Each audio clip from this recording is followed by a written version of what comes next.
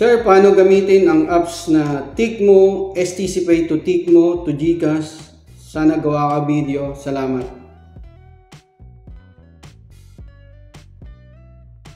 Yo, what's up mga kabayan? Welcome back sa aking channel, OFW Nonoy. Meron na naman po akong i-share na bagong online transfer apps dito sa Saudi Arabia. Ito po yung Tikmo. Ayan, shoutout po sa iyo, Ma'am Ayan Aguilar.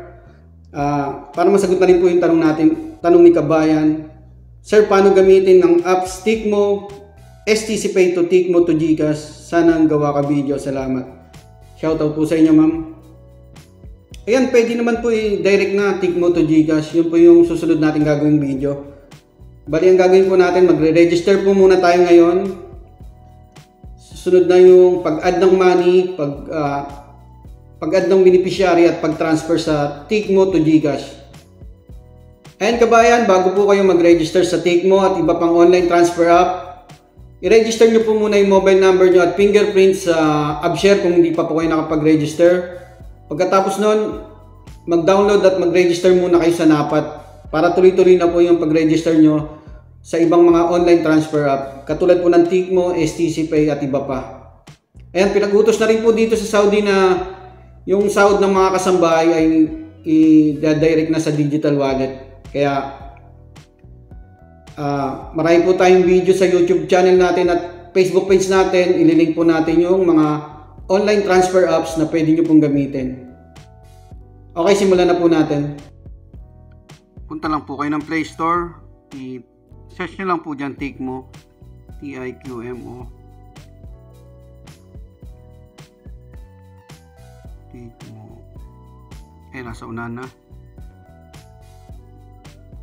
Ito po yung Tikmo. Install nyo lang. And once na tapos na, buksan nyo na yung apps ng Tikmo. Allow nyo lang yan.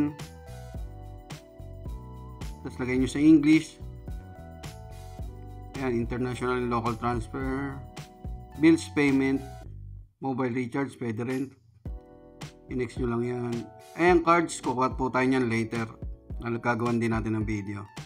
Ayan, click nyo na yung get started. Allow nyo ulit. Allow nyo rin yung location. Ayan, lagay nyo na po yung mobile number nyo dyan. Yung mobile number na ilalagay nyo dyan, kung ano po yung niregister nyo lagi sa AppShare. Lalo't meron po kayong ibang mobile number. Tapos click nyo na yung continue. Ikama naman. Tapos continue. Yan, magsisend po ng OTP yung Tikmo. Enter nyo lang dyan. Ayan, dito na po sa NAPAT authentication. Click nyo lang yung authenticate, yung kulay pula. Yung number na lalabas yan, ayan, i-match nyo po mamaya sa NAPAT. Ayan, magna-notify po yan sa notification tray natin sa cellphone natin. Buksan nyo lang. Click nyo lang yung accept. Pero sa mga hindi pa po naka-register sa NAPAT, ganito po muna lalabas sa cellphone nyo pagbukas nyo. Ayan. Siset kayo ng pin code. Magsi-selfie po kayo. Lalabas na po yan. Kaya kailangan bago kayo mag-register dito sa mga online transfer apps, unahin nyo muna sa NAPAT. Ayan, balik tayo dito sa video. Click nyo yung accept. Tapos proceed. Ayan yung number kanina. I-match nyo lang dyan. Tapos yung pin code na ginawa nyo sa NAPAT. Kasunod na po dyan yung magsi-selfie po tayo. Ayan, tapat nyo lang yung mukha nyo sa frame yan. Pag okay na, magigsa-success na po yan. Ayan, success na dapat. Pwede nyo nang i-close yan. Balik tayo sa Tikmo. Continue nyo lang yan. National ID po ulit.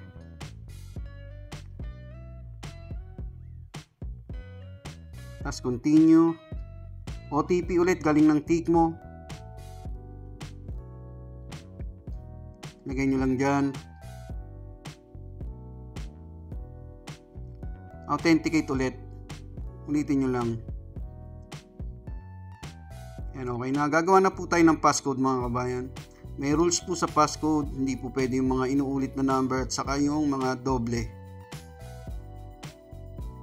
Enter nyo lang yung passcode nyo. Tandaan nyo po, Tapos re-enter nyo lang.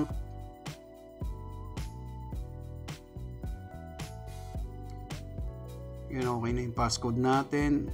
Ayan na, nabuksan natin yung dashboard ng Takemo. Ino-text mo muna natin itong biometrics. And kailangan hindi pa siya verify yung account natin. Yan po yung dashboard. Yan, bago magamit yung Takemo, kailangan nating ma-verify yung account. Click nyo yung complete. Mag-update po tayo dyan ng personal information at work information. So, lagyan natin ng mga details yan. Personal details lang po yan, address at saka mga ibang information. Ito po yung province.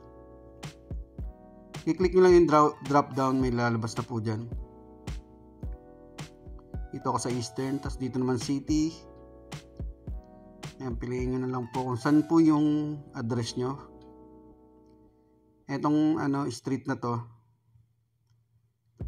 Tapos ito yung company name, optional lang yan, pwede nyo hindi lagyan pero ilagyan ko na rin. Tapos dito yung employment sector, siyempre private, depende po kung nasa government kayo. Profession, piliin nyo na lang po yung marami pong category dyan, kung ano po yung malapit sa category nyo. Kahit hindi sakto, okay po yan, basta related lang. Ito yung mga nasa salon. I-check nyo na lang po kung saan po related yung work nyo. Tapos main source of funds, syempre salary. Tapos monthly income, yan may range po dyan. Dito lang po tayo, mahirap, po tayo mababa lang. Tapos yes, yan yung tayong owner ng account. Tapos ito nakano po dapat yan. Tapos click nyo na yung verify identity. Ayan, sa una po pala mag-error. Ayan, system error, kahit ilang beses ko inulit. Tumawag na rin ako sa hotline ng Takemo. Dapat po pala 24 hours bago ulit mag-verify. Hintayin nyo lang. Kaya kinabukasan inulit ko na yan. Verify identity ulit ako. After 24 hours, okay na po siya.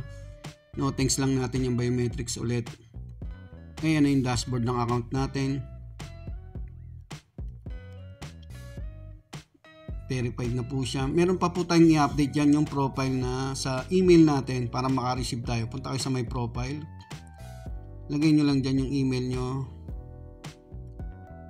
Ayan. Ayan yung account natin. Partner bank nila. ANB rin. Ayan yung IBAN natin. Tapos yung sa email, click nyo yung verify.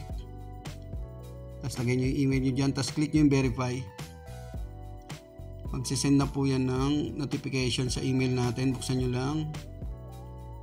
Ayan yung email nila. Click nyo yung verify. Ayan, verified na. Tapos open Takemo. Lagyan nyo na yung passcode nyo. Ayan na yung dashboard natin ulit.